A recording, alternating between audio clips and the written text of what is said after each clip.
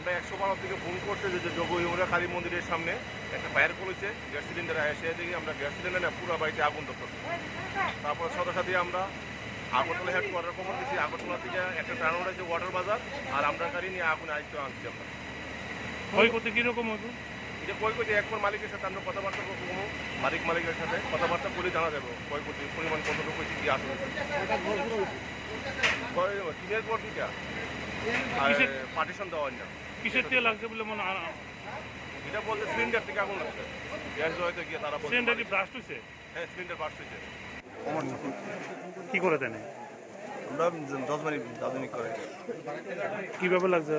গ্যাসের থেকে সিলিন্ডার জ্বালানো আছে, চুলা জ্বালানো আছে, ঠিক হয়েছে। এটা ঠিক করে পারতেছি না। আমি তো ঘরে আসতাম না, আমরা কি আসতাম না, বাবা আসতাম না, আমি আসতাম না। কয়টা সিলিন্ডার কি ব্লাস্ট হয়েছে? একটা ব্লাস্ট হয়েছে। কি নাম বললেন? অমর চক্রবর্তী।